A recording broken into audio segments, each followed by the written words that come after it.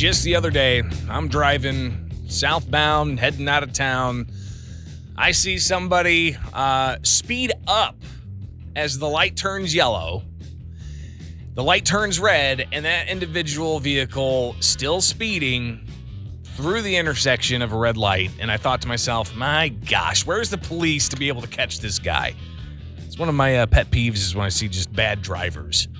And they're all over the place, that's for sure. But how do we best address that type of behavior? Because police can't be on every street corner. Well, one alderman has suggested bringing red light cameras to Springfield.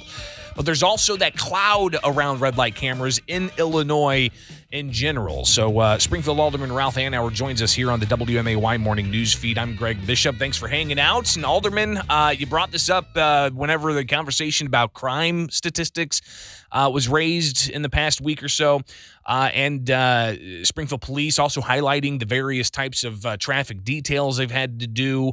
But you saw what I see as well, and people blowing through red lights, and that's dangerous. Well, good morning, Greg. And you're right. We have a rampant problem with people running red lights. I, too, this weekend, right in front of me, a guy stops at the corner of Wabash and Archer Elevator, stops at a red light, and then just turns left. I couldn't believe it. And I saw another one that blew through one on Friday. So I see it almost every day. And so, that's the way people get killed or injured very badly. And, unfortunately, we do not have the police force to be able to do a lot of the patrols for that type of problem. And, so because we are down about 50 police officers and I don't know, we just have to do something. And I threw out the red light camera idea and you're right. There's issues with it in Illinois. But keep in mind, it's issues it's not really Illinois. It's in Chicago that there was an issue. Yeah, in the suburbs as well. And just to give a little bit of background on that, I mean, we did have one Cicero, which is a community in Chicago, late state senator Martin Sandoval. He actually pleaded guilty to taking bribes from red light camera companies in order to kill legislation that would regulate red light cameras. And there's been a few others in the Chicago suburbs, even some municipal leaders in the Chicago suburbs that have been alleged to be kind of part of this corruption. But that seems to overshadow sometimes the effectiveness of red light cameras. How would you, if something like that was to come up in Springfield, how would we best ensure not just keeping it safe from corruption, but also some of the other things that doesn't necessarily have to deal with that, but making sure that if somebody is in the intersection when it's a yellow light, they don't get a ticket. Or if they do make that right-hand turn where it's allowed at a stoplight, they don't get a ticket. How do we ensure that there's not abuse with red light cameras? Well, I think that number one, I threw this out there. There's a lot of hurdles that have to happen before it would ever be part of Springfield. And, it has to go through the legislative process, number one, to allow Sangamon County to have them. One of the things that I did look at, and it seemed to be a big problem, was the right hand on red turns.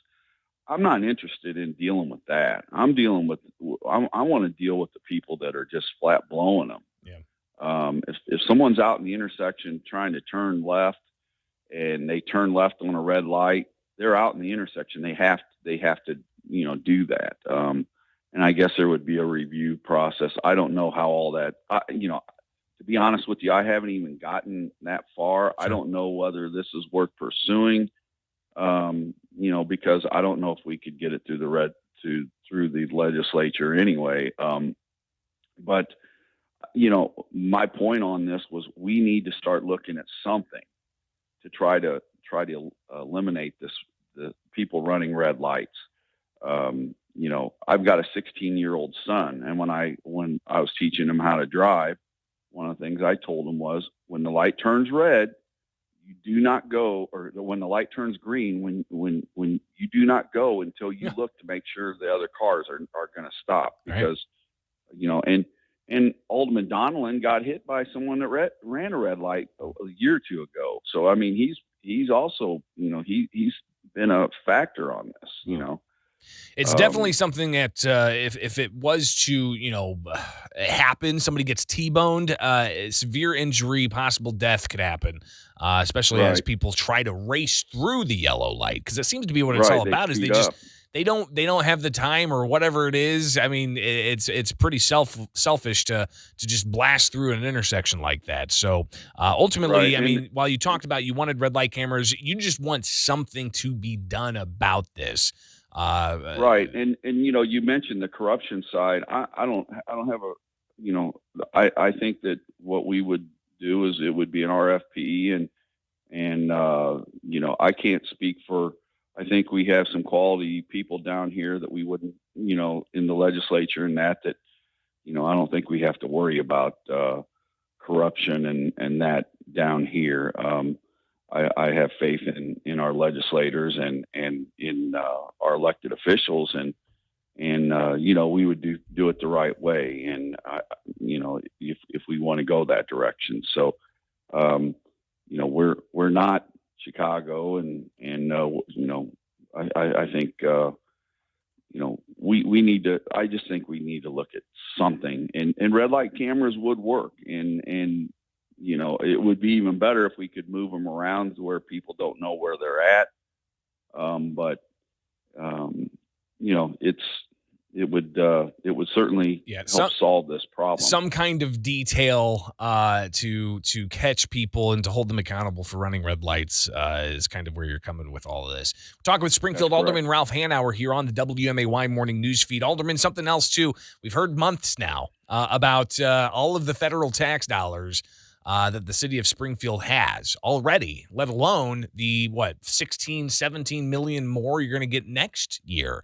So what's the plan here to show taxpayers where their money's going to go? Well, I think first thing we're going to do is we're going to have a meeting to discuss it, between the aldermen. It'll be a special meeting, and I'm in favor of that. But one of the things that I've said is we need to make sure that things are done that's going to correct problems in the city. One of my biggest, and I think every ward should have something, have some money carved out.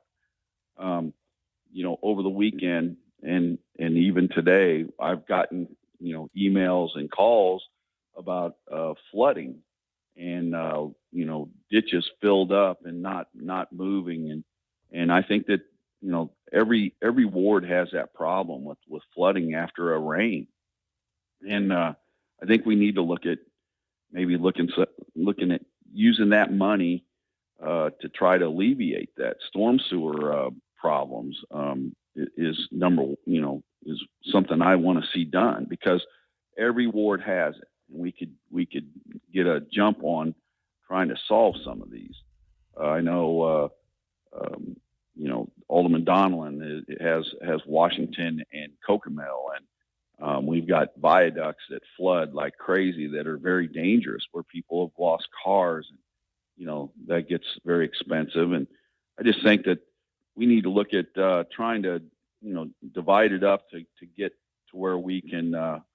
We all have issues in our ward, and where we might be able to fix some of those issues. So definitely a lot more conversation to be had about how to utilize what's now $15 million hanging out, another additional $17 million for next year. Springfield Alderman Ralph Hanauer will have to talk more about that another day. Appreciate your time this morning. All right. Thank you, Greg. It's the WMAY morning news feed, now 7:50, and let's take a break. Coming back, we will be joined by State Senator